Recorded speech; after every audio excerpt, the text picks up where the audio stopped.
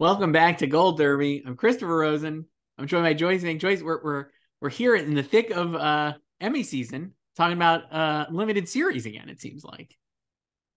Yeah, it's like purgatory right now because eligibility is over, but we're a week out still from voting. Yes, So ballots today's I think June are out 7th, next week, Wednesday. right? Yeah, Yeah. So ballots next week, June 15th. So, I guess we should do like our scheduling alert right now. sure. We won't have an episode next Thursday morning because we're gonna wait for the ballots to drop Yes, next Thursday. And then we'll do like an emergency pod can't for wait. Thursday afternoon, I guess. Get the sirens out. We're doing it.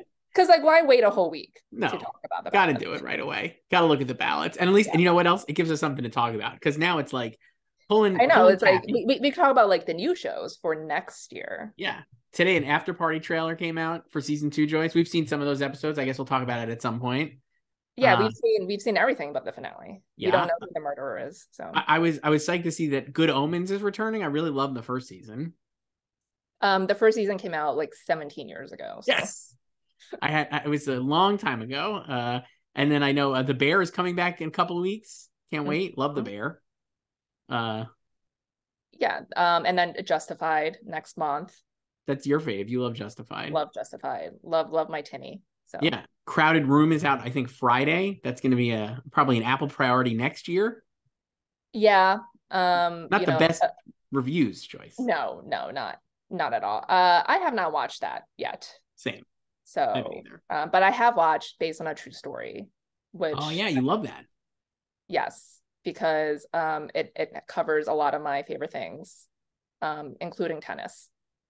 I, So I will say, like, in the past, I would think, oh, these shows are going to be too bad. They're going to be forgotten come next Emmy season because it's literally June and we're going to be talking about them in 12 months, 10 months. But because of the strike, I feel like maybe there won't be as much content coming the rest of the year. And so, like, maybe these yes, shows SAG won't have their SAG shelf might life. strike Yeah. in 3 weeks, so Yeah. probably so. So we'll see. But Joyce, so one of the big news things was Justin Theroux going supporting actor for White House Plumbers, which we've talked about, and I have just booted out all my predictions. But maybe now I'd be more inclined to put it back in a couple of spots. You mean him or the show? Well, him and Woody, I had both of them out completely. I have both of them in. But I did not put him into supporting. Just a hilarious fraud, but I get why they're doing it. I don't care. I just think it's funny. Like he's a lead. Yeah, But they're trying. So he's still sick. Woody, let's just looking at Woody. He's still 6 in the odds. The top 5 are Evan Peters, Taron Egerton, Stephen Yeun, Daniel Radcliffe, and Michael Shannon, all of whom I have. And then for 6th, I went with your favorite show, the star of Obi-Wan Kenobi, Ewan McGregor. I can't believe this twist. You're on the Obi-Wan train after dunking on me for 6 months. So a thing I realized about Obi-Wan is people watched Obi-Wan. Yeah, that's what I've been saying this whole time. So you're right. And I was also like, Ewan McGregor got a pretty ridiculously surprising nomination for Halston, which was a fine show that it felt like but had no impact, but people watched it. And also he was good on it. And I was like, I think he could get in for Obi-Wan then, along the same lines. So I put him in over Woody and over Steve Carell. And I I mean, put not Michael only did he Shannon in. get a nomination, he won Yes. over the deserved Paul Bettany. So Yes. So I was like, why not? I think I'll put Ewan in. So I have him in and not Woody and the other 5. I did not put you in. Um, I I went with Ben Whishaw. This is no Another fave, I feel like. he again another former winner. Mm-hmm. So I feel like I think I expected that show to maybe have a Globes presence, and it did not. It premiered last year at this time on AMC Plus. Mm-hmm. And he's really good in it. But yeah, like not a whole lot of awards profile, and it seems kind of quiet. But he did just win the BAFTA for it a couple weeks ago. Mm-hmm. So, and I feel like he could be helped by the restricted ballot, just like based on passion. And this category is kind of open. Really after Steven, Evan, and Taryn. Yeah. I kept Woody just because I'm like, I didn't want to think about trying to add someone else. So then you didn't add Justin to supporting? No, I didn't. No. Same. I made no changes. This is like when Mrs. Davis moved to limited, and I had Betty Gilpin in my drama actress lineup, but I didn't add her into my limited actress lineup, so I did not move Justin. Wow, I added Betty, and I did not add Justin to supporting, where I have Young Mazzino and Joseph Lee, Ray Liotta, Jesse Plemons, Richard Jenkins, and Paul Walter Hauser. After Party 2-star, and Black for Blackbird. I have PWH, Richard, Young, Joseph, Jesse Plemons, and Tom Pelphrey. So I have double beef and double love and death. So I'm thinking of putting Tom Pelphrey in because obviously you've been like on the Tom Pelphrey train. He's great. I also feel like Love and Death, while the initial reviews were overly harsh, it seems like has definitely grown in esteem. And I think people were interested in it. And I think the finale was like stuck the landing. And I think people watched it. This is, who knows if any of this is true, but I'm like, Lily Rabe, I think will definitely get in for supporting actress. Well, you talked to her, so now you have to predict her. Obviously. It's not even my show, Joyce. I kind of like, I got that one swiped away from you because you've been talking. It's okay. Well, you also talked to her about Shrinking. Yes, I made sure to ask one question about Shrinking and playing Harrison Ford's daughter on that show. But no, I thought she was great on Love and Death, and I think she'll get in. I could see Tom Pelphrey getting in because it's such a fun performance. Mm-hmm. Yeah, I just talked to him yesterday. And you got him in. There you go. Well, I had him in before I talked. You have more scruples. Yeah, you have more scruples than me. I just like, but he's again just a total scene stealer, and yeah, like you said, like I think the public is watching it, and I think some industry folks are obviously watching it. Amanda Seyfried, she has Instagram storied multiple times about the show, and if you go to any of like the actors profiles and their under their posts and their comments, a lot of blue checks too, praising it. And I feel like it's even though it was like a late drop, same as White House Plumbers, I think it's also just more accessible. I think these like political type shows like White House Plumbers, I think they need a little bit more leg room, whereas it's not really the case with the murder and true crime. And yes, like as we've said multiple times, like the reviews were overly harsh. Like the show is totally solid, and I think it actually gets better as you continue watching it, especially when Tom comes in. Like he's in the whole show, but like he turns it on in the last half because he's her lawyer. So I ended up putting Lily back in. I had her in before, but like that category is also a mess, so I just put her back in. I was thinking too, we talked about this with like drama, certainly, like how a lot of the shows are very male, right? And I think in the same with limited, maybe not as much because like at least there's like a lot of shows with like lead actress, like strong, like Dead Ringers and Mrs. Davis, and like Beef even you could argue is like a two-hander, and George and Tammy's a two-hander. But I'm like Love and Death is like really like the most of those, like the most accessible and the most like slam dunk performance, I feel like, with Lizzie. So I put her in first over Rachel Weisz, who I've had in first like the whole time. Wow, interesting. Because I was just like, I think again, like it's like Dead Ringers is a solid, strange show, right? Like that is like not going to get a lot of nominations, and she'll probably get I feel like Rachel Weisz should get nominated and probably will, because it's like kind of like an undeniable performance if you watched it. But I'm sure like people were not like wild about that show compared to like Love and Death, which is like a very, a David E. Kelly like kind of true crime thing that has shown previously that people like, right? Like people like those kind of shows, and like this is a good show and she's amazing on it. So I feel like she could probably win, honestly, in this crowded Best Actress field. And then if that happens, like I feel like maybe I should have it in for series too. I don't think I do at the moment because I'm still hanging on to Daisy Jones and Mrs. Davis, but I'm not convinced either one of those would get in, and probably like Love and Death has a pretty solid shot of getting in series too. Yeah, I never dropped it from series. So I still have it in there. And I feel like it definitely has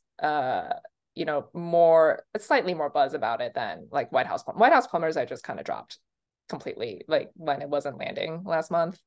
But yeah, so I think I have Love and Death getting 4 acting nominations, which may be completely wrong. Like it could just get Lizzie. And Yeah, that's it too. who knows? But I could see it. It makes there's definitely a path for it to get 4 acting nominations and like a series nomination. Mm-hmm. And I guess I should probably put it in series, but I just don't want to drop any of these other shows that I liked. So I'm just gonna anti-dict it, I guess, and go with like Daisy Jones, which I loved, and Mrs. Davis, which I also loved. Um, so you have Beef and Monster and Obi-Wan. Yes, and Blackbird I have too. Okay. I'm I still still on have Blackbird, even though it's not really in the conversation, but I feel like it's just because it was on for like it's like the legacy show here, right? A little bit like it's been on for so long, and it does have like buzzy performances and like pretty solid nominations for Taron and PWH. So I feel like it could get in, and it's another like really solid show. Actually, it is like a good show, and so if people watched it, like I'm least of these, I'm like least convinced of Mrs. Davis because I'm just like I'm still not sure Peacock is a real driver of eyeballs. I don't know if that's the way to say it, but I'm just like, I don't think people are really watching it. I mean I would love for Mrs. Davis to get in, and even though this field is less competitive than like drama, um yeah, I don't really see it happening. I think it could probably get like maybe writing or something. I would hope writing, and I do So think Betty could get in because, like we've said, like the industry does love her, and it's like, it'll be so iconic if she did that, like after her triple Glow nominations when that show was just dying every yeah. year.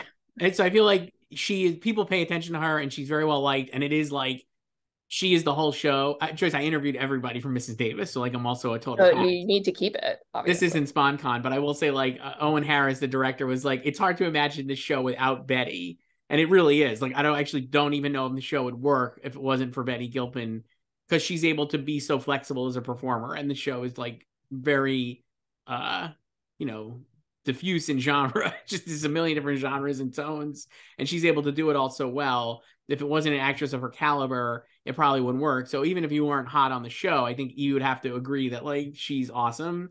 And then like again, there's a lot of contenders, but I think she'll get in just because of like people like her, hopefully. And that's why I kept the show in too, but I'm not sure it'll get in.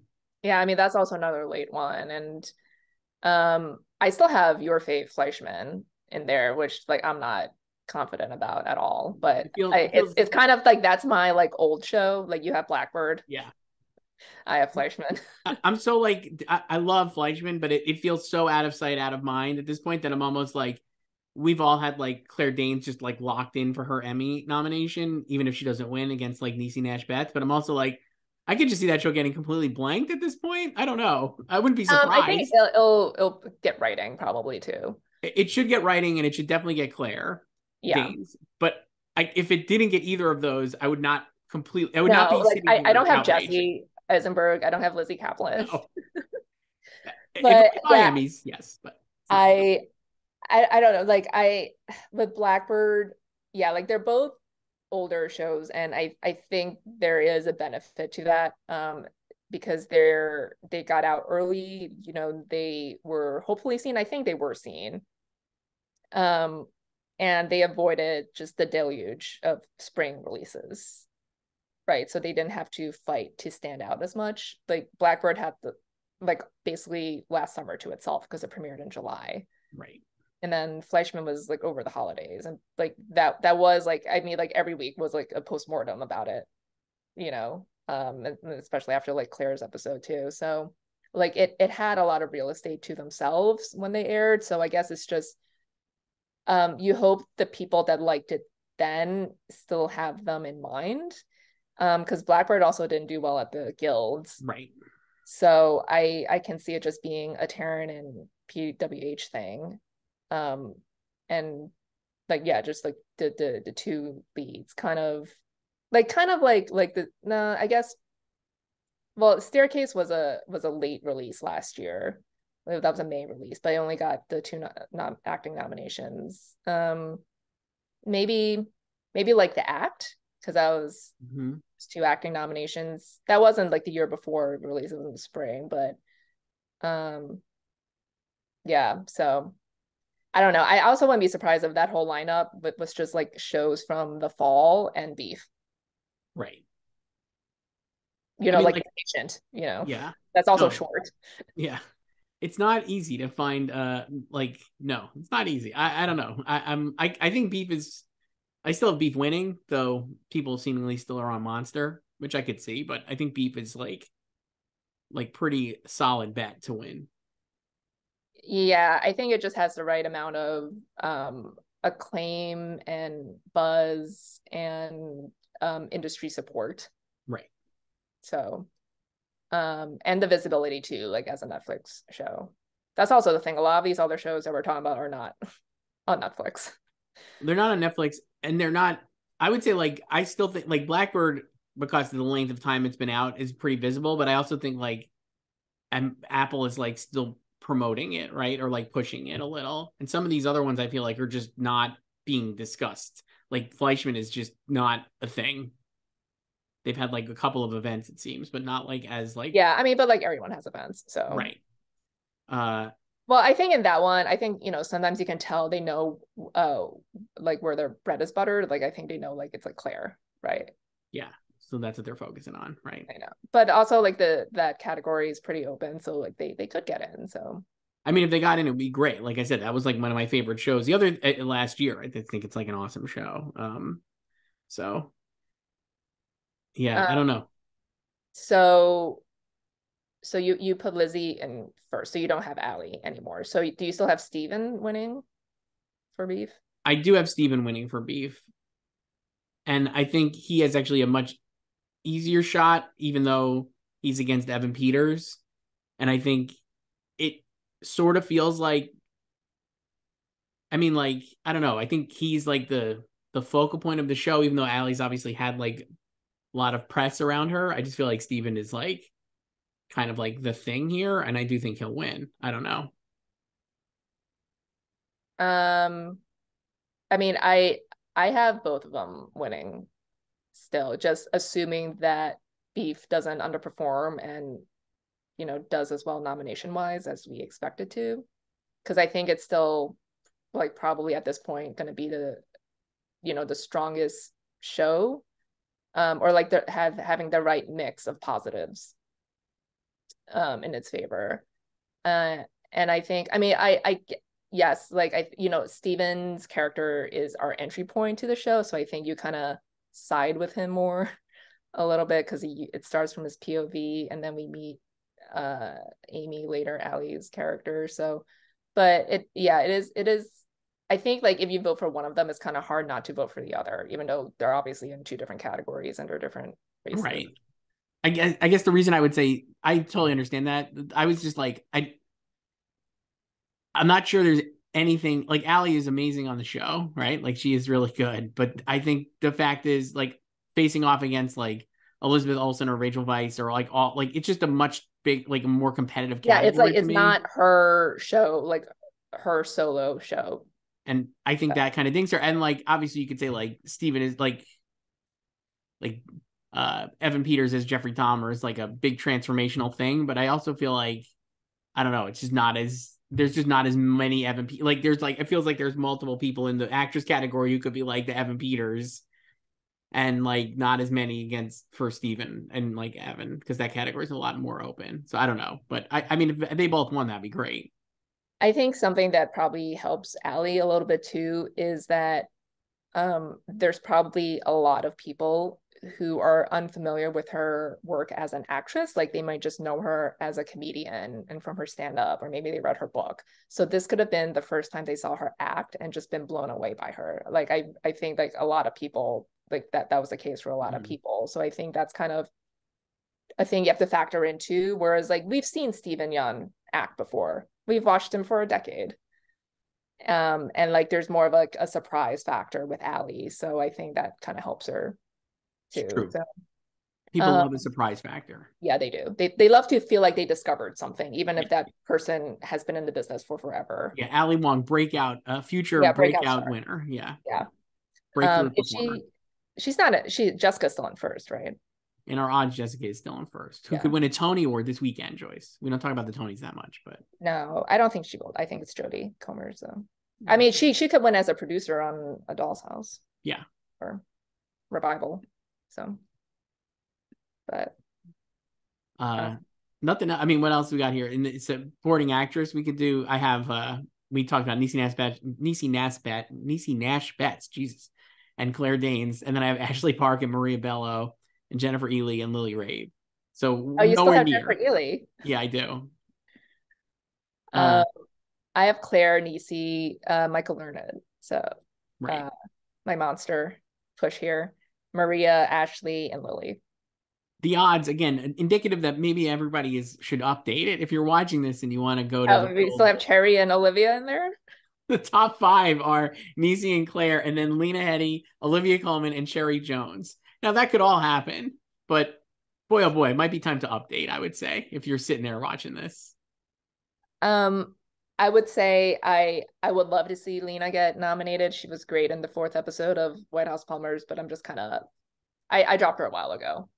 So I mean, Olivia Colman, for a show and a performance that not a single person has really discussed. And then people were also not happy with the changes they made to Great Expectations. Just not sure that's good. I know it's Olivia Colman, so but I'm just not sure. Also, I don't understand this thinking, like, yes, she is the queen of upsets, right? But that's in terms of wins. Like, she needs to get the nomination first, I feel like. And I feel like she doesn't get in for flops, or just like underperforming shows. Like last year she had Landscapers.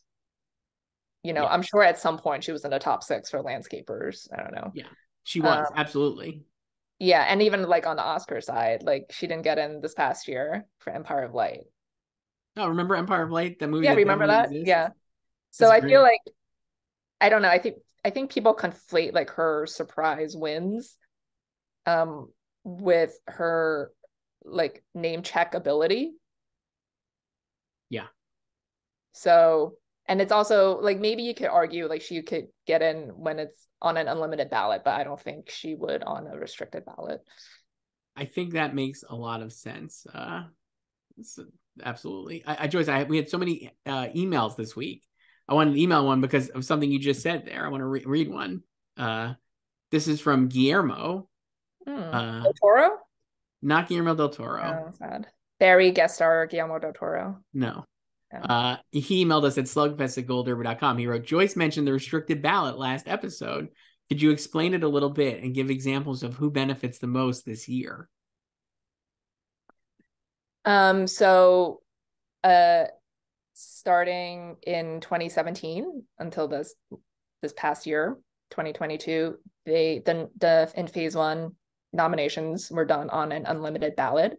So you could nominate as many shows and people as you wanted. So like in, limited series, you could just nominate 2 shows. In drama actress, you can nominate 27 people. So no one is stopping you. So that favors shows with high visibility. And that's why we got domination by like White Lotus in the limited categories last year. Mm-hmm. And they did away with that right after the Emmys last year, and they brought back the restricted ballot. So this exact system wasn't last in place in 2016.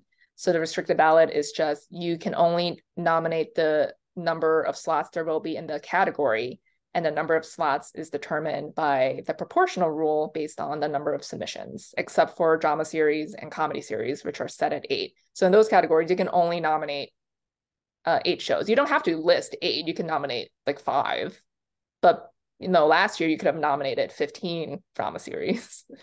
And then the supporting categories are usually 8 slots just because there's so many supporting people. So now you can only list up to 8 people in the supporting categories. Whereas last year you could have done 33. So this theoretically helps people with passion, and because you're trying to offset the most popular shows and the most highly seen shows. So my favorite example to use from 2016, which we last had this system, was the drama supporting actress category, because that year we had Mara Tierney for The Affair and Constance Zimmer for Unreal. They were never nominated again. No, and great actresses and Yeah, performers. and they were great. Yeah, like that. Like it's supposed to help those type of people, right? Those type of shows that are maybe not going to get into series, maybe not going to get any other nomination, but it's you like recognize like you are able to recognize like people with passion and like like an underdog. Right. So, but the difference is, now we're in an era with like 7 billion shows. And it's hard to watch everything. There are a lot fewer shows in 2016. So I feel like I don't know how much of an effect the restricted ballot will help like those type of shows, like An Affair or Unreal like that, because I think there are just kind of still maybe like 5 shows that everyone is watching these days too. That seems like to be the biggest issue. I think it'll help in some cases, but like, yeah, like I don't think we're going to see like a lot of creativity. Yeah, I don't think we're going to have 5 nominees from one show again, like White Lotus. Well, maybe. I mean, probably not. Succession maybe gets 4 supporting actor nominees. I mean, I have 4 Succession guys and 4 White Lotus ladies. So it will. So not great, but Joyce, I got another email here. We have so many emails. I love this, and a lot of new emailers. Joyce, this is from Sarah A. Who emailed us at slugfest@goldderby.com. I really enjoy your insight and analysis on all of these TV shows and the Emmys race. It's clear that you both take the time to actually watch these shows, which can't be said for a lot of Emmy voters, unfortunately. I mean, it's true. And take the time to make well thought out predictions, which I really appreciate. However, please, I beg you to talk about anything else besides Succession. So here's a couple of questions that have nothing to do with Succession. And how do you guys feel about this limited series loophole trend that we've seen lately? Shows which were planned to be more than one season, such as Beef, where the creator mentioned that he had a 2 or 3 season plan, submitting themselves for limited series so they won't have to compete in the drama or comedy categories with shows that have more support. Do you envision more shows doing this? This is the first question. I don't have a problem with like in Beef's case because it's not officially renewed for a second season. Like you can talk about having ideas. That doesn't mean anything. I think Beef and Mrs. Davis are 2 shows that were pitched as series, ongoing series, and they did their 1 season and ended those shows in a fashion that was very tied off in case it never got to another season. And then they can do that then in this case. Yeah. Right? Like well, if you've noticed in the streaming era, just a lot of shows when they're ordered right off the bat, they're just in press releases. They're just referred to as a series. Right. And like they don't want to specify if it's ongoing or limited. And a lot of times, even when they're doing promo, like they're cagey about it. And or like even if you ask them directly, they don't want to talk about it because they also want to see how well it does. So I think in like these 2 shows cases, like like you said, like they did them in a way where they could double as just a series finales, right? Just like a contained season of television, but also have potential for offshoots if you want it to continue. And again, neither show has been renewed, so I don't have a problem with them going limited. You can talk about ideas all you want. So I also I'm fine. I'm actually fine with it too. And also like, I don't feel like either one of these shows, I think there's probably, seems unlikely that Mrs. Davis would come back in the fashion it would for another season, especially how it ends. I think it could be like an anthology thing, certainly, or they could I don't want either of them to come back. I think they both finished perfectly. I think so too. And I think there's really no reason for them to come back. I also think it's a great way in the press to be like, Lee Sung-jin got probably a million ideas and like maybe he did have like 2 or 3 seasons worth of show, but like it's a great thing to talk about and get people like writing headlines, right, about Beef or like keep it in there. So and like they know they're going to be asked about it when they're promoting it, right? Like that's inevitable, And I do wonder, hopefully, I'm hoping that like Jesse Armstrong's very disciplined. You're bringing up Succession, and she doesn't want to talk about Succession. Sarah, I'm sorry I'm bringing up Succession, just using this as an indicative point. But I was like, his discipline of ending his story where it needed to end, I was like, is rare in this industry. And like, hopefully, like these shows actually do end in a way that feels right. And like White Lotus, I was like, oh, does not need to come back for a second season. But Mike White had like a good way in, and it was relatively different from the first season, and it felt like that was cool. And I'm like glad that came back. But so I'm not against these shows like deciding to not come back, but obviously we've seen like Big Little Lies being a great example of a show that did not need to come back for another season. No. And yeah, like Jesse, to harp on Succession still.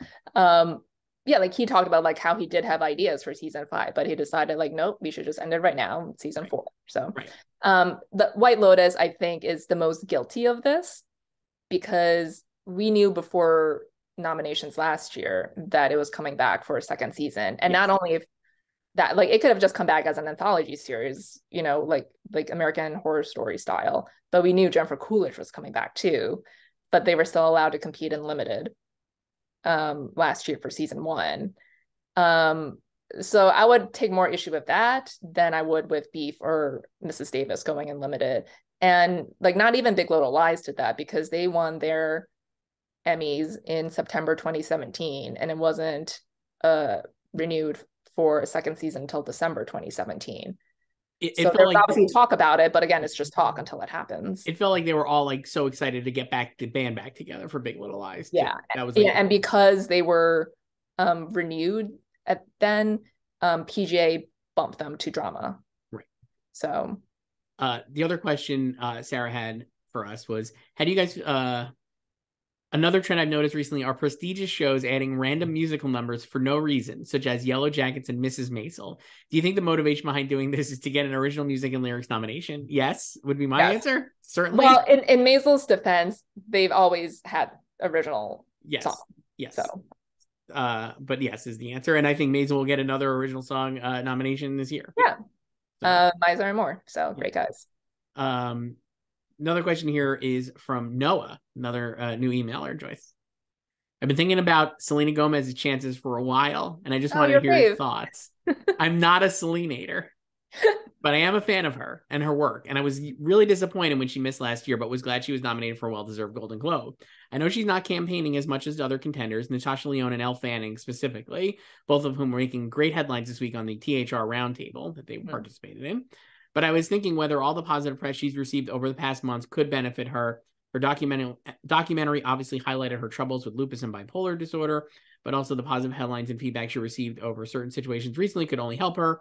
And the fact that she's constantly trending on Twitter during a time in which voters are active on their socials. It also helps that there is a renewed interest in Only Murders, Meryl hype, etc., etc. I'd be really disappointed if she missed again for the performance that was acclaimed, but I also really enjoyed. So I have her getting in. I actually think she will get in this time. So Noah's not the one coming for you on Twitter. No. So Noah says. Mm-hmm. I'm gonna believe him, but I have her getting in, and I actually could see, I think if she gets in, she's definitely win competitive, because that's a wide open category, and her show will be. I have not seen. I don't think anybody has, right? Like third season of Only Murders comes back in August.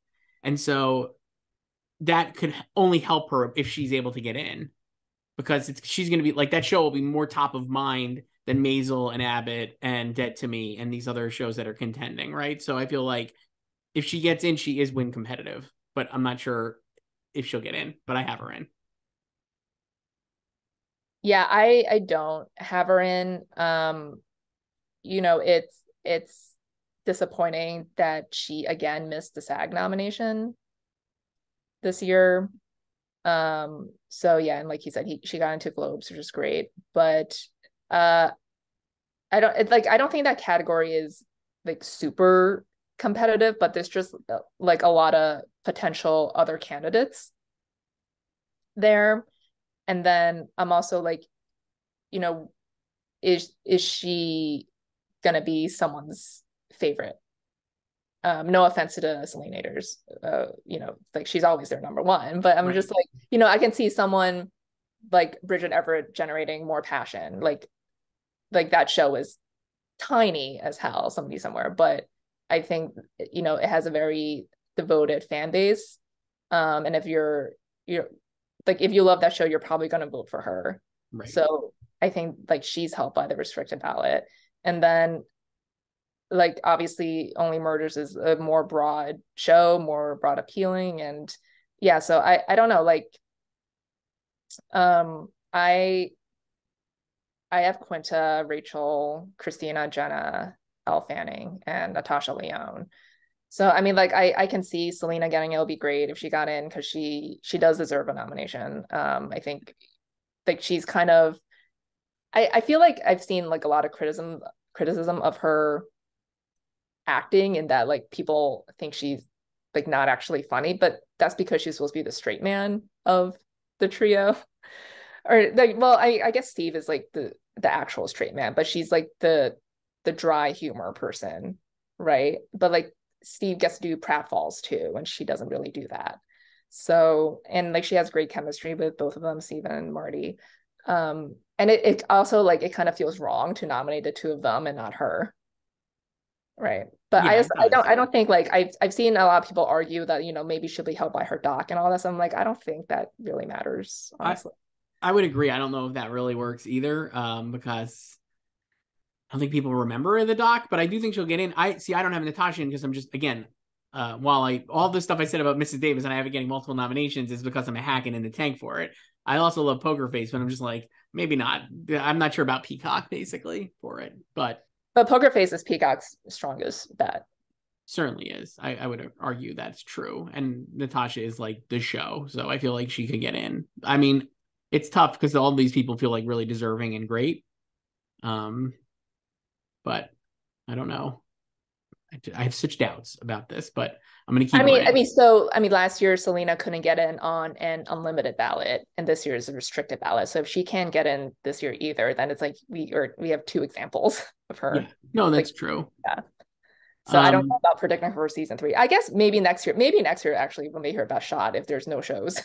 If there's less shows, certainly next year would be helpful, I would say. But like I said, I think if she's able to get in and then the third season is like great, she could honestly win because it is a wide open category, it feels like, without really a great front runner. Yeah, I don't know. I mean, we'll have to see, but I don't know if I'd go as far to say she's like win competitive even if she got in. Yeah. I mean, I would think like maybe even just a nomination would be a win since she didn't get in last year. Yeah, true. So I'm putting the cart before the horse. Let's get her nominated first. Selenators, we salute you.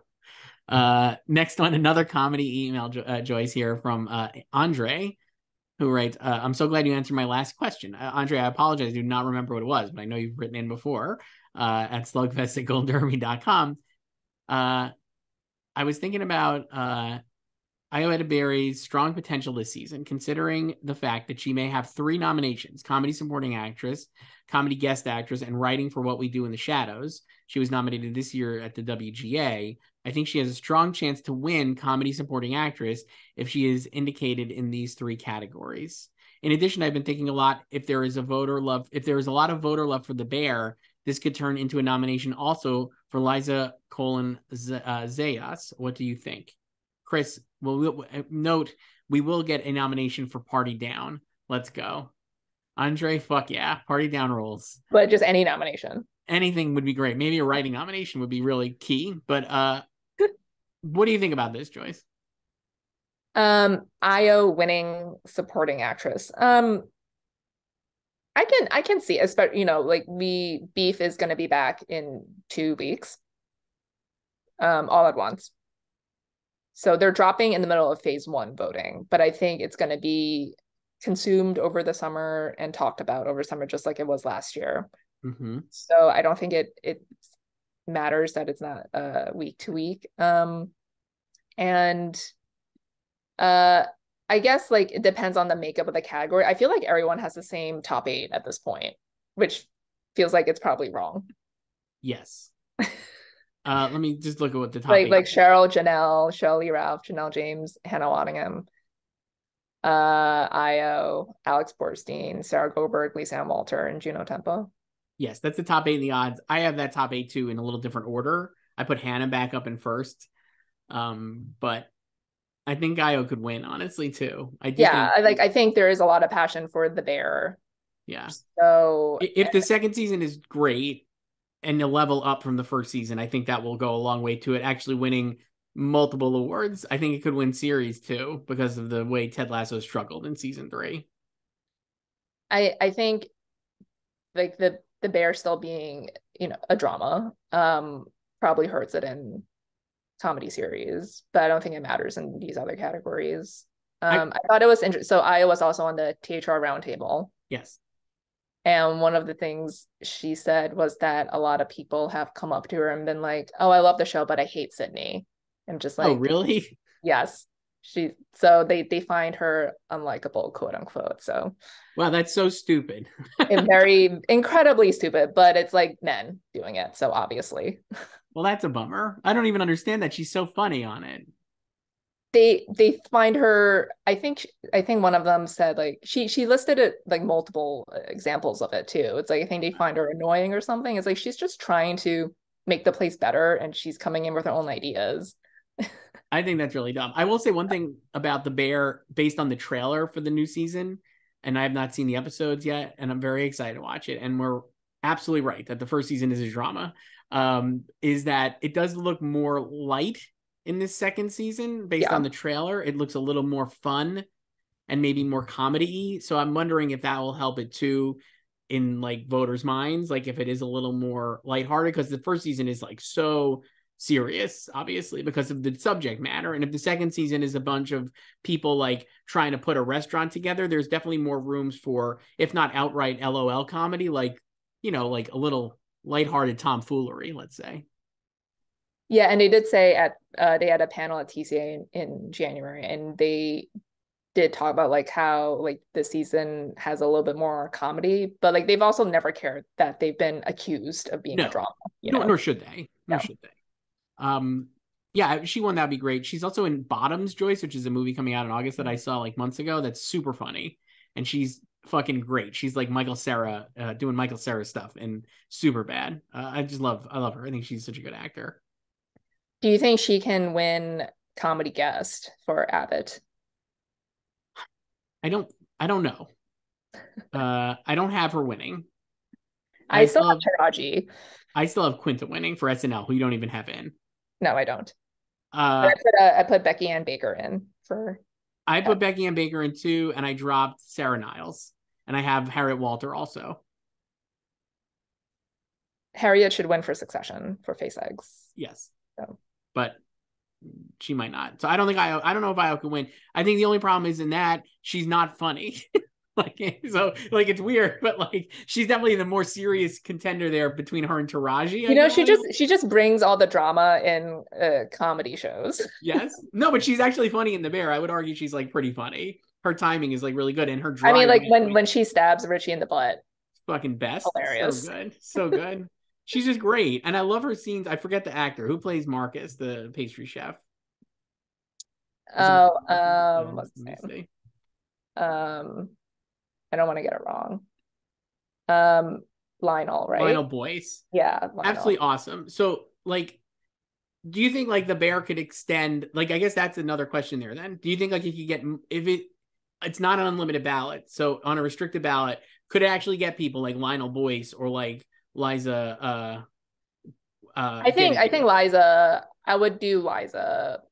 So I would do okay. So I think it's like Jeremy, Ayo, Evan, and then I would do Liza first. I think I would too, because Liza's great and she's got like a lot of connections with all the characters. And certainly like if you're like, oh, like same kind of reasoning why like I still think Tom Hollander could get in, or like Haley Lou Richardson for White Lotus because they're with Jennifer Coolidge. When you have someone who's like most of Liza's scenes are either with Ayo or Jeremy, right? And they're both getting in. And also Evan. So like she's definitely like the fourth, like she has like a lot of scenes with like obvious nominees to me. So I'm like, she could easily get in then herself. But then you'd have to knock off like, I mean, I don't want to knock off like Sarah Goldberg, but maybe she would be the one. Maybe she'd be the one to knock off, or like Lisa Ann Walter, though I would argue she's actually pretty set. Juno Temple would be one to knock off, but I'm still not convinced they're going to go away from Ted Lasso. And so, I don't know. I feel like that's not going to be the 8, even though everyone has it. If you had to pick someone to not get nominated from that 8, who would it be? If you had to guess. I guess if you go by logic, it would be Sarah because she didn't get in last year. But again, I think the restricted ballot being back, I think helps her. I guess maybe Lisa because she has not been nominated yet. Lisa would be tough. I think Juno maybe would be the one to drop off. I feel like they'll just check her off again, even though her storyline was not the best this season. Maybe in season 4 it'll be good. What was the tweet yesterday? Smells like potential. Yeah, I found that really strange that people took that as like, oh, it's going to come back, when that was like not. It was even clearly just like a pre-scheduled like social tweet. Also, like totally a reference to like what happened in the season. I don't know. Yeah. It's just like you got to really be like reaching. I know, and then so many people are like, "Oh, it's like a spinoff," and it's like, "Oh my god, how can they do this?" Like teasing a season 4 or whatever a week after. I mean, how can they do this? Watch the finale. It's all about spinoffs. Like, there's nothing to tease. They already teased everything. But it's like literally just a pre-scheduled like social post. So, but yeah, I feel like they're probably. The actors are the slowest to go off of something, even if the show is taking a downturn. Yes. So yeah, the actors are the slowest to get onto something and the slowest to get off on something. This reminds me of last year when the final season of Killing Eve was not well received, shall we say. Yeah. And then people stopped predicting Jodie Comer and Sandra Oh, but they both got in anyway. So yeah. And like that's also another thing. It's like it's usually like a case of the writing not being up to par, and I don't think they're gonna punish the actors. No, I don't. I can see that. Another email here from Matt from Alabama, who we've read recently. Matt from Alabama. I missed last week, but wanted to give a huge thank you for reading my email a couple of pods ago. Comedy series is one of the super fascinating. Ted Lasso ended season 3 strong. Abbott Elementary will be a player in the game, and The Bear and Only Murders had great seasons. Will Ted Lasso's strong end help catapult it to a win? Barry seems to be the biggest loser in these races. Sure, not exactly comedy, but I believe it deserves real recognition in the overall series race, much less a few others, cough, cough, directing. Joyce, I know you're a huge Barry believer. Help me with some reasons it might go all the way and pull an upset. I love every show in the running here, but Barry holds a special place in my heart, and I would love to see it properly recognized for its last season and fantastic finale. P.S. Chris, love the new Twitter header. What did you change it to? It's Kendall sitting on Barry Park Pier, obviously. Yes. My go-to images now are Kendall, and mostly just to tweet about baseball, Joyce. Kendall sitting out looking at the pier. Logan saying you are not serious people, which I tweet almost all the time about the Mets lineup, and Buck Showalter, who I would love to see get fired. How did you feel about DeGrom yesterday? Pretty great. Honestly, I don't want to see anybody get hurt, obviously, but like, like you knew this was gonna happen. Like, come on, he's made of glass. Totally plastic. And then also like more mad at like New York media people who are like, I can't believe they let DeGrom go, and it's like, fuck off, dude. Like, he's never gonna pitch. Like, that's it.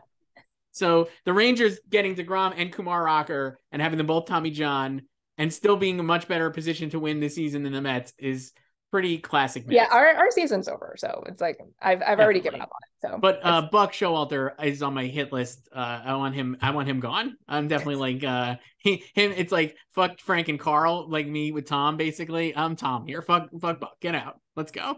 But anyway. Not a baseball podcast, though. I'm sure you and I could do this much more, very, very easily. But Barry, Joyce, any chance it can win? This is from Matt. Listen, Matt, if I were in charge of the Emmys, Barry would be sweeping. But sadly, I am not. So I think it's gonna go home empty-handed. My two wishes are for Anthony Kerrigan and Bill Hader to win directing. And I don't think either is gonna happen. No. So yeah, it sucks because Barry hasn't won series anywhere, I don't believe. Mm-hmm. So it sucks. And um yeah, I can't, it's because Barry is not the comedy series frontrunner or the runner up. Um I don't think Bill will win directing because the directing branch are just cheap for series. So if it's not the series winner, and usually if it's not the series winner, it means there's a triple vote split, then it goes to the series runner up. Right. And Barry is not the No, series runner up. I would be shocked. I mean, I feel like the Bear has got like directing locked. Yeah, I think the Bear is gonna probably win directing, especially if like Ted gets in multiple. They tend to submit multiple for directing.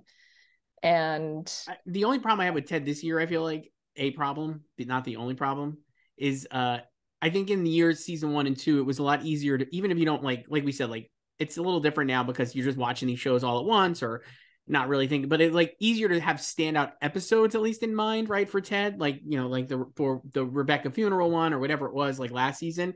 And this season, I'm like, the mom one was like Ted's mom one seemingly was like, and the finale are like two that stand out. But other than those, which I mean, those both could get in then, but like other than those, like everything kind of blended together and there was nothing really that felt like a standout to me. yeah, there's not like the Christmas episode Right. or like the funeral episode or Right. anything. So I talked to MJ Delaney, who Ah, won last year. yes.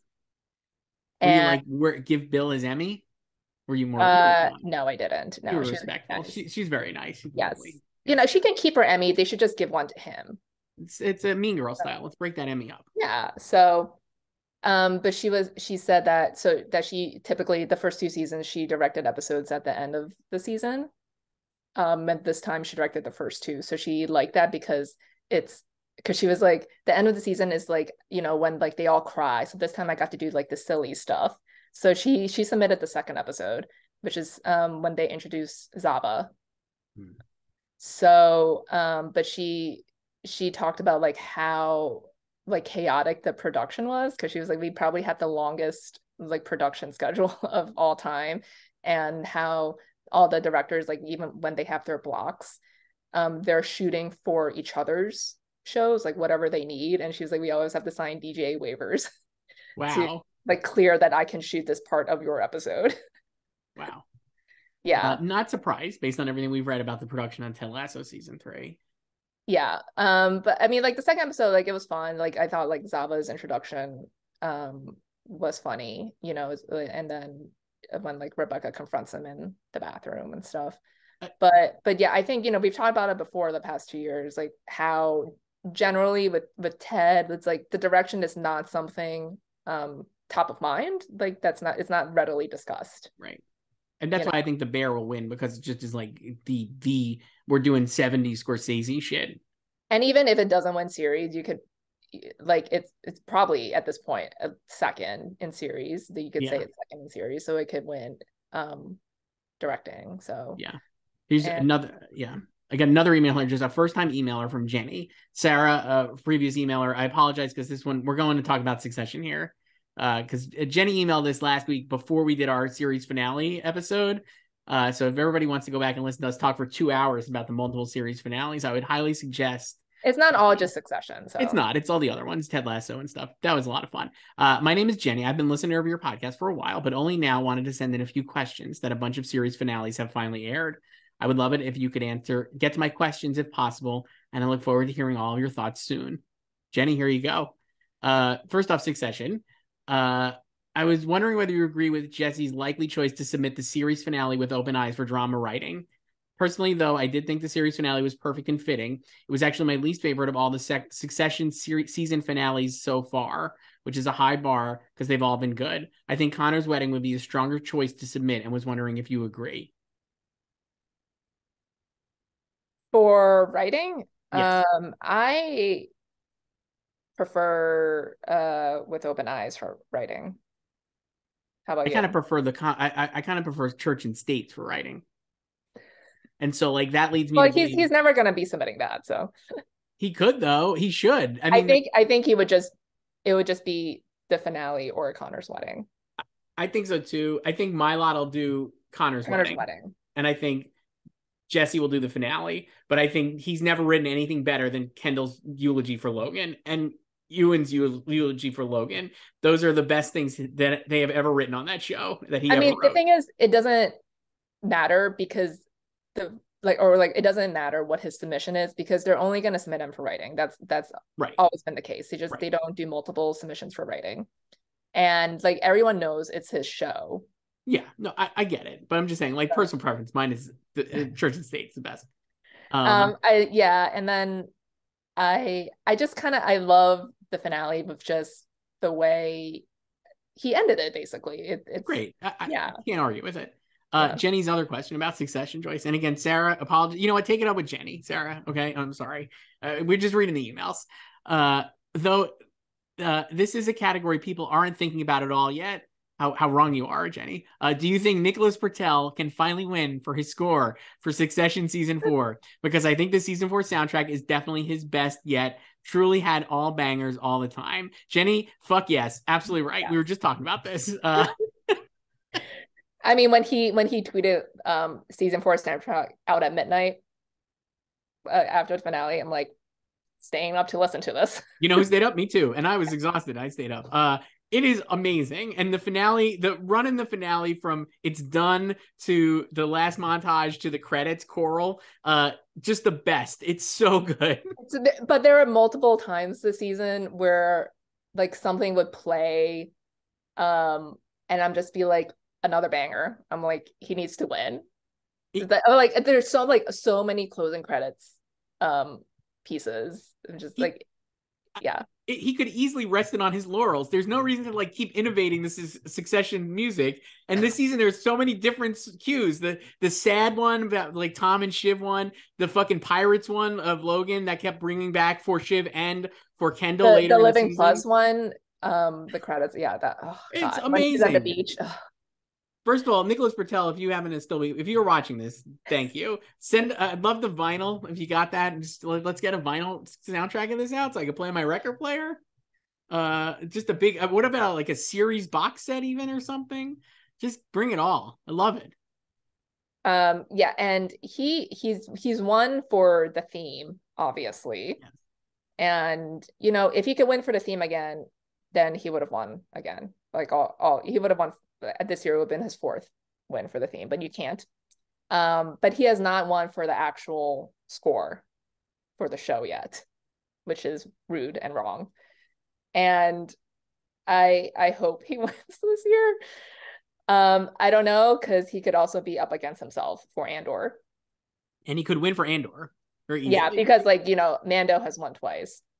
I will say the Andor music is really good. I was not hot on Andor as many as other people were. I kind of wish I was because like I do like Star Wars stuff, but just I'm like kind of off the whole franchise lately. So I don't think it's like an Andor problem. It's maybe like a me problem on Star Wars. But I think he could win for Andor. The music is pretty great. It's like great like Blade Runner-y stuff. Yeah, it's interesting because so he lost to Ludwig Göransson for Mando in 2020. And Ludwig did not do season 3 of Mando. So Ludwig has won twice for Mando. And then last year, Nick lost to Severance.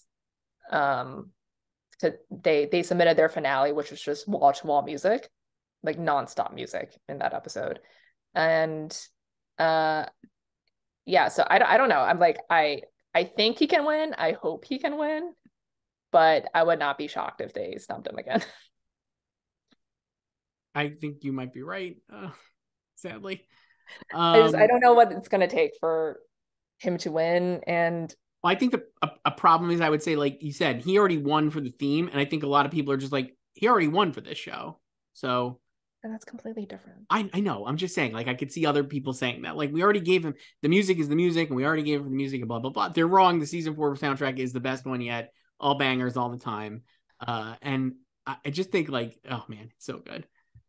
I don't know, maybe like if the show is gonna steamroll, hopefully he'll be along for the ride. Yeah. I guess Another email here, Joyce. Another Andre. Andre writes, "It's me again, Andre. Number 2, Camila Mendes and Do Revenge Stan, because Chris is the number 1. Camila Mendes, I think, would be eligible this is you, so you just this is my burner, but I think she's eligible for an Emmy nomination in limited series TV movie this year. Mm-hmm. I've been reading right. I have a curiosity to share with you. Remember when you did the great Oscars playbacks? Please come back with that. There was the year where one of you said that the presenter talked about Ron Silver being an Oscar nominee or winner for Reversal of Fortune, and that was wrong. So I was listening to Amy Sherman Palladino, Maisel Rules, by the way, and the finale was so great, on Mark Maron's WTF show, and she was talking about Ron Silver having an Oscar nomination for playing Alan Dershowitz, and I was like, what's going on? And remembered your episode right away. So this is a bit of a random email, but I thought you would find it as funny as I did. Hope everything is okay with you guys, and that Alan Ruck gets that Emmy nomination. The con heads are coming. They are coming. You talked to eldest son. I talked to eldest son, and the one thing he said that I literally never heard was he was like, I wanted to get killed off in season 2 because it sucked being like the least important character on the best show. And he's like, I'm glad that was his whole purpose. He's the only one who doesn't want the company, and he has the best relationship with Logan. Yes. And he talked about that, and he talked about doing I'm a Little Teapot. It's a fun interview. Alan Ruck is great. It was really great talking to him. Joyce, we're gonna nominate eldest son. We're the big news is that we're bringing back Oscars playback. That was why I read Andre's here. Yeah, so we're gonna do the rest of the 2000s because we already did 2 of them. Yes. Because we're incredibly chaotic. So look for those this summer. Yeah, I think we're going to start rolling them out in July. It seems like we're going to. Yeah, the thing is, it's like we don't want to do all of them at once because then we'll just run out. Yeah, so we'll do this. That'll be our it's like what we call like a limited series, maybe. Yeah, it's a limited series. It isn't. I guess it's an anthology series because we'll come back. Yeah, we can come back next year. This is our second season. Yeah, so we'll do another season next year. Maybe we'll go back into the 80s or something. But this year we also did a year in the 80s already too. So. What's that? Yeah, we did some in the 80s, but we'll do the 2000s this year. It's gonna be great, except for 2001, which we already did. The 2000 movies for 2001 and 2005, I believe we did, right? Or 2006? We did 2006 because that was Departed. Right. That was the 2007 ceremony. 2007 Oscars, but man, can't wait. I'm very excited, Joyce. It's gonna be so much fun to do that. But yeah, Ron Silver, Phantom Oscar nominee. Print the legend, I guess, right? Yeah, at this point, who cares? Let me see if I had one more email here. Here's the last one. Another Sarah. I'm sorry, another success. People just ask us these things. I can't help it. Last one though, Cameron, a new emailer. So that's why I want to read this one. Been listening to a lot to you and absolutely love it. I look forward to it every week. And this, I'm not even kidding. Please bring back Oscars playback because that is my favorite thing. Cameron, we just talked about this, dude. We'll bring it back. My question for you is, do you think that Shiv's big decision in the final episode of Succession could cost Sarah Snook the Emmy? We've talked a lot about difficult women and how the Academy doesn't like difficult women to win Emmys. And what Shiv does in the last episode was so awful and terrible that maybe the Academy will balk at giving her the award, particularly because it will be her lasting impact on the show, because it's the last thing she does. Do you think then they will then instead give it to Bella Ramsey or Melanie Lynskey, who give more sympathetic and relatable performances? You were nodding there, Joyce. What do you think? I mean, I'm nodding with, the misogyny of it all. Yes. We just talked about Sarah Goldberg, and also Ayo, the Bear fans not liking Sydney. So, I think, I guess you could look at it both ways, what she does in the finale, because yes, she denies her brother his dream, but he was also denying it to her too. Like he did it earlier, like him and Roman, when they were like, we're gonna be co-CEOs and not you in honeymoon states. And it's she didn't win, and like none of them won. Like she just didn't want Kendall to win. So it's like, if I can't have it, you can't either. It's like the kid thing. But she didn't win because she's stuck in this loveless marriage with Tom, with the saddest handshake or handhold in the world. And yeah, like she's not any better off. Like she's basically the same, like when she started. She's just like next to the power, and she's not in power.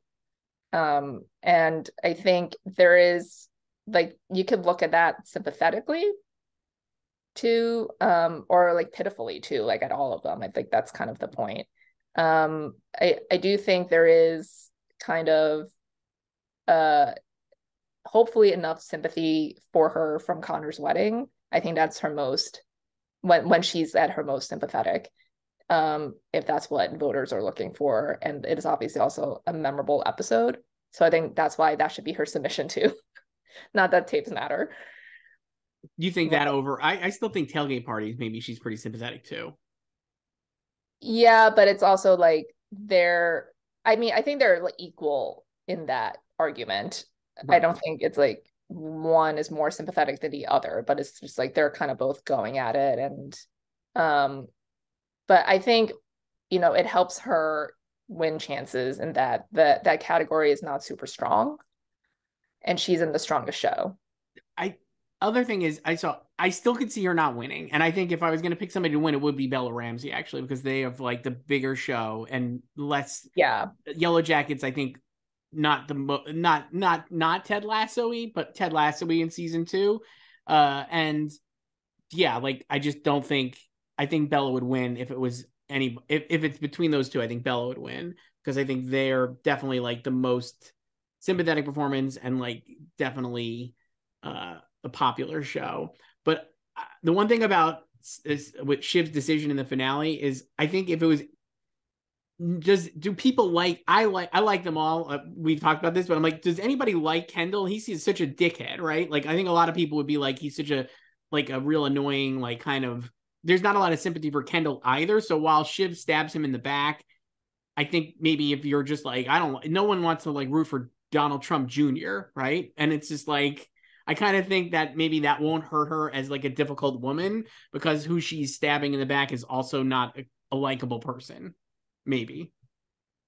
I feel like it's just kind of like tit for tat with them because she's also retaliating because, he picked Mencken in America's Decides. But that's also because he found out she was in cahoots with Matsson, so like they're all guilty of something. So I think generally speaking, it just comes down to like,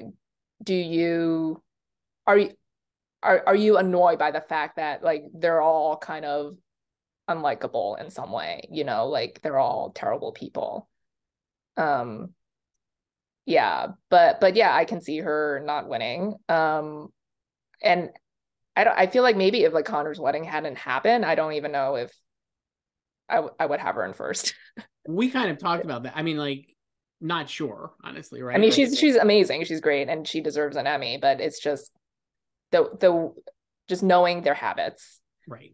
But I think between the show being as big as it is industry wise, and like we know it's being watched, and like she has a lot of industry support too, like we've talked about Melanie Lynskey devoting a post to her.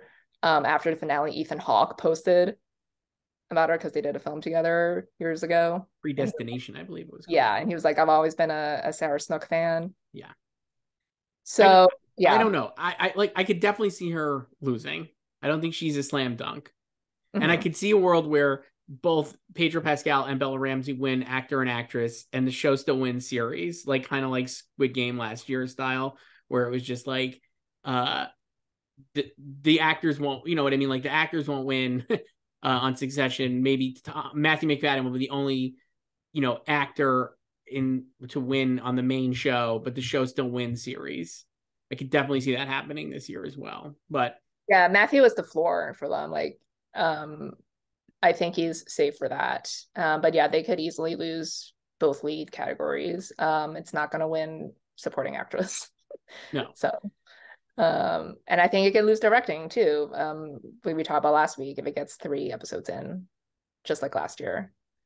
I think it could lose directing. I mean, I think it could really lose a lot, but it'll get like the most nominations and win series because everyone's going to like decide on that. I do think it should win directing this year, and I think it'll win writing again, obviously. Yeah. And I think what helps it in directing this year, let's say it does get 3 nominations again, is that we know that Connor's Wedding is their push. Mm-hmm. And like that's also like the directing achievement of the 3. Like let's say that gets in, and Living Plus and America Decides. Right. You know, whereas like there wasn't really a consensus fave last year between the 3. Right. You know, so I think like maybe like it could be the first to overcome a triple vote split. If it gets 2 in, I would predict it to win directing. So right. Joyce, I think that's it. We're done with emails for now. We have some others from our usual pals. Thank you for emailing David L. and Ivo, all our usuals. David L. wanted us to know, Joyce, about Jury Duty, that he was a big fan. Oh, I love Jury Duty. Yeah, I'll read this one. David L. Thank you for David. I'll read this one. Because of you, I've been binge watched Jury Duty. It's probably the best mockumentary I've seen since The Office, and it's like much funnier than Abbott Elementary. Yikes! Don't tell Twitter, because I get yelled at for not predicting it and not being as enthusiastic about it as I should be. I guess David. I did not say this. David did. To come for David L. No, don't do that. Don't come for anybody. My 2 questions are, since you've probably seen all the screeners, did you guys get a chance to watch 100 Years of Warner Brothers 4-part documentary? You will love it. I didn't watch it yet. I have not watched it yet. No. I'm still waiting for Zaz to send me the DVD, maybe. Physical Media. Will he do it? No, I haven't. I didn't forget about it, but it was like on the back burner, and then I just haven't gotten to it yet. But I will also agree with David that I think it's funnier than Abbott. I do LOL at Abbott, but I LOL even more at Jury Duty. And they've also released a cast commentary. Bring that back. You want cast comment, Physical Media and cast commentary. So those are out now. So watch those if you haven't, because it's hilarious. They're just on the show page on Amazon. So I talked to James Marsden, and I told him that the cast commentary was hysterical, and he's like, "Oh, how do you watch it?" That's so awesome. He doesn't even know either. So I had to tell him. I would love for that to get in somehow, Jury Duty. As I've said before, it should get into casting. It deserves to get into casting, and James would be cool too and supporting. But yeah, what if it does get in? No chance, right? Probably not. I don't know. Like I don't know if I could like bring myself to predict it. Yeah. I would love to see it. But I think what is good for it is that it has been an organic hit. You know, mostly on TikTok, but I do think that it has gotten good word of mouth. So there was also a piece last week in the Hollywood Reporter. Like they talked to like, I don't know, like 20 like supporting contenders, and it was just kind of like a Q&A, like quick hits things. And one of their prompts was like, what was the last show you binged? And a bunch of them said Jury Duty. Nice. So. That could be good. Mm-hmm. You can email us at slugfest@goldenderby.com. Just we'll be back next week with the ballots, like we said, and can't wait. At least more stuff to talk about. A little later Thursday next week. A little later. All right. Bye.